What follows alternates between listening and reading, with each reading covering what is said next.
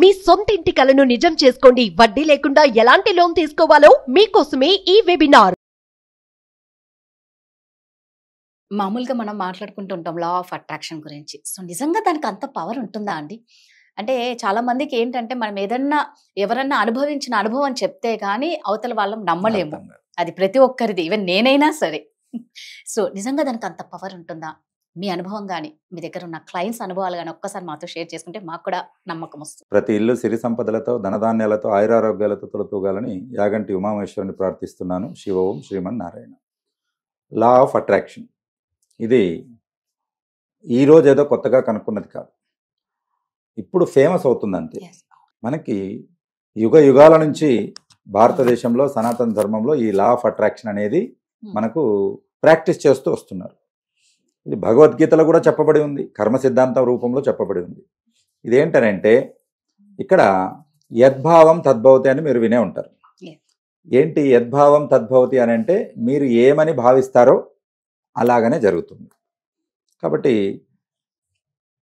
ఇప్పుడు దీనికి ఈ యద్భావం తద్భవతి అనే దానికి ప్రత్యక్ష ఉదాహరణ మీరు చెప్పమంటున్నారు. అందులో ఒకటి ఇప్పుడు ప్రజెంట్ నా క్లయింట్ ఒక ఉదాహరణ, ఆల్రెడీ చరిత్రలో రాసిన ఉదాహరణ రెండు చెప్తానండి మీకు. అందులో ఫస్ట్ చరిత్రది చెప్పుకుందాం. అది ఎవరో కాదు, ఛత్రపతి వీర శివాజీ. వీర శివాజీ తల్లి జిజియాబాయి. జిజియాబాయి చిన్నగా ఉన్నప్పుడు అప్పుడు మొఘల్స్ సామ్రాజ్యం నడుస్తూ ఉండేది. వాళ్ళు పిచ్చి పట్టినట్లు గుళ్ళన్నీ కూలగొడతా ఉండేవారు. జిజియాబాయి గొప్ప శివభక్తురాలు, దుర్గామాత భక్తురాలు. సో శివుడి గుళ్ళన్నీ కూలగొడతా ఉంటే ఆమెకి ఎక్కడ లేని పౌరుషం రోషం వచ్చేది. వెళ్ళి వాళ్ళ నాన్నని అడిగింది, నాన్న మనం యుద్ధం చేసి వాళ్ళందరినీ చంపేద్దాం, వాళ్ళు శివుని గుళ్ళు కూడగొడుతున్నారు కదా, పదండి వెళ్దామంటే లేదమ్మా, మనం సామంతరాజులు, వాళ్ళు ఏం చేసినా మనం చేయడానికి లేదు, మనకు బలం ఎక్కువగా ఉన్నప్పుడు మనకు సైన్యం ఎక్కువ ఉన్నప్పుడు పోరాడి మనం కాపాడుకుందామని అంటాడు. నీకు లాభం లేదు, నా పెళ్ళయ్యాక నా భర్త వస్తారు కదా, ఆ భర్తతో నేను చేస్తాను, మీరు అంత ధైర్యవంతులు లేరని కోప్పడి నాన్నతో వెళ్ళిపోతుంది. ఆ వయసు రానే వస్తుంది. పెళ్లి చేసుకున్న తర్వాత ఇంకా కసి అట్లనే పెట్టుకొని భర్తతో షేర్ చేసుకుంటుంది. భర్తను అడుగుతుంది, ఏమండి వాళ్ళందరూ అలా గుళ్ళు కూలగొట్టేస్తున్నారు, నా ఇష్టదైవమైన శివుని గుళ్ళు కూలగొడుతుంటే నాకు చాలా బాధగా ఉంది, పదండి మొత్తం మనం సైనికులను తీసుకెళ్ళి వాళ్ళందరినీ చంపేద్దామని అనగానే నాన్న ఏది చెప్పాడో భర్త అదే చెప్పాడు. లేదమ్మా, మనం సామంతరాజులము, మనం అలా వెళ్తే కాదు, కాబట్టి వాళ్ళని మనం ఏమి చేయలేము అనగానే అప్పుడు మనసులో ఒక స్థిరమైన దృఢమైన సంకల్పం తీసుకుంటుంది. మనకు శాస్త్రాలు చెప్తాయి, సంకల్పేస సృష్టి బంతాహే అంటారు. అంటే సంకల్పంతో సృష్టినే సృష్టించవచ్చు, ఒక గొప్ప ఇంకొక విశ్వాన్ని సృష్టించవచ్చు, అంత శక్తి ఉంటుంది సంకల్పంలో. ఏమని సంకల్పం చేస్తుంది జిజాబాయి? నా తండ్రి చేయలేని పని, నా భర్త చేయలేని పని నాకు పుట్టబోయే కొడుకు చేపిస్తాను అని అప్పుడే మైండ్లో ఫిక్స్ అయింది. ఈ మొఘల్స్ని, నా ఇష్టదైవమైన శివుండి గుళ్ళను కూలగొడుతూ అవమానపరుస్తున్న ఈ మొఘల్స్ని ఎంటబడి తరిమి కొట్టేలా నా కొడుకుని చేస్తాను అనింది. అప్పటికి ఇంకా జిజాబాయికి పిల్లలే పుట్టలేదు. అప్పుడే అని అంటే ఆలోచన ఎప్పుడు సంకల్పం అనేది మైండ్లో వచ్చింది. దాని తర్వాత జిజాబాయి సంతానం వీర శివాజీ. కాబట్టి మరాఠా రాజులు, శివాజీ, ఎంతోమంది రాజులు ఉన్నారండి. రాస్తే ఒక 10,000 మంది లిస్ట్ వస్తారు. మరి ఎక్కడ చూసినా ఇప్పుడు మహారాష్ట్రలో శివాజీ సామ్రాజ్యం ఉంటే ఏపీలో మొన్న నేను విజిట్ కోసం వెళ్తే ప్రతి ఊర్లో శివాజీ విగ్రహం ఉంది. ఎందుకు అలా అనుకుంటున్నారు? హిందూ సామ్రాజ్యము, అఖండ భారతదేశము తల వంచి గౌరవపడే వీరతత్వం శివాజీది. ఆయనే లేకపోతే ఇప్పుడున్న 75% 85% హిందువులు ఉండేవాళ్ళే కాదు. అందరినీ మొఘల్స్ మార్చేసేవాళ్ళు. అప్పుడు హిందుస్థాన్ ఉండేది కాదు, పాకిస్తాన్ మాదిరి, ఆఫ్ఘనిస్తాన్ మాదిరి ఇంకొక స్థానం అయిపోయింది. కాబట్టి అలా ఎలా చేయగలిగాడనంటే జిజియాబాయి ముందే ఫిక్స్ చేసుకున్నారు, మైండ్లో ఫిక్స్ అయ్యారు, నా కొడుకును నేను వీళ్ళ మాదిరి భయపడి పిరికి పందల కాదు, వీర శివాజీని చేస్తాను అని చేసుకున్నారు. దాన్నే గర్భ సంస్కార్ అంటారు. ఇప్పుడు అందరికీ చెప్తున్నారు, చూడు, మీకు ఇంజనీర్ కావాలా, అయితే మీరు పిల్లలు కడుపులో ఉన్నప్పుడు మీరు ఇంజనీర్ చేసుకోవచ్చు, డాక్టర్ కావాలా, డాక్టర్ అయ్యే క్యారెక్టర్స్ మీరు చేసుకోవచ్చు అని కడుపులో నుంచే ట్రైనింగ్ మొదలవుతుంది. ఇప్పుడు దాన్నే గర్భ సంస్కార్ అంటారు. ఆ గర్భ సంస్కారం ప్రత్యక్ష ఉదాహరణ.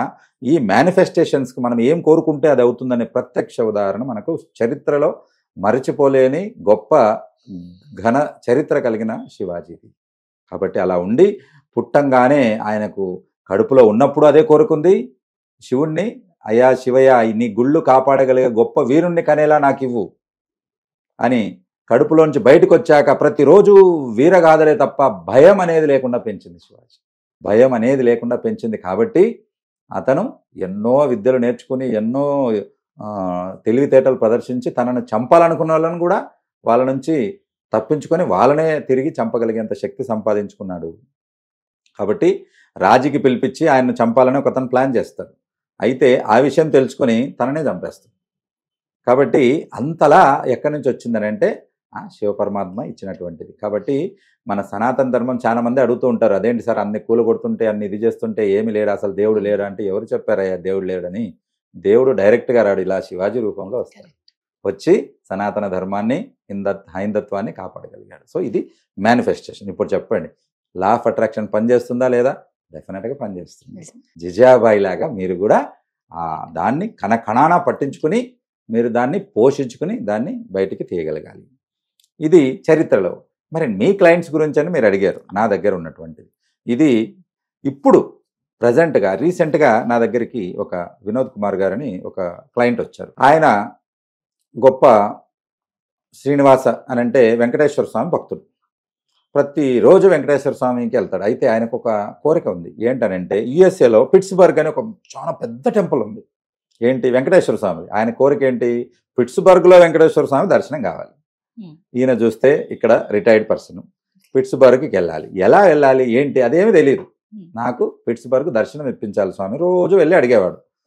అడుగుతూనే ఉన్నాడు. ఆయనకు ఒక కూతురు ఒక కొడుకు. ఈ కూతురు ఏదైతే ఉందో వాళ్లకు పెళ్లి చేసిన అబ్బాయికి యుఎస్ వీసా రావడం, అక్కడికి వెళ్ళాక ఈ తల్లిదండ్రులను ఇద్దరిని తీసుకెళ్లడం, వాళ్ళ పోస్టింగ్ కూడా పిట్స్బర్గ్లోనే రావడం, అక్కడికి తీసుకెళ్లి వెళ్ళంగానే ఫ్యామిలీ అంతా పిట్స్బర్గ్కి వెళ్ళి 2 రోజులు అక్కడే ఉండి దర్శనం చేసుకొని రావడం అనేది జరిగింది. ఇది ఎంతో కాలం పట్టలేదు, కేవలం 6 నెలల సమయంలోనే జరిగిపోయింది. సంకల్పం అనేది మీరు చేసుకున్నట్లయితే, మేనిఫెస్టేషన్ అనేది చేసుకున్నట్లయితే, దానికి బర్నింగ్ డిజైర్ అనేది యాడ్ చేస్తే, అంటే నిరంతరం దాని గురించి ఆలోచించాలి. అది మనకు ఒక ప్యాషన్ లాగా ఉండాలి. ప్యాషన్ ఎదుటోడికి పిచ్చిగా కూడా అనిపించవచ్చు, అది మనకు సంబంధం లేదు.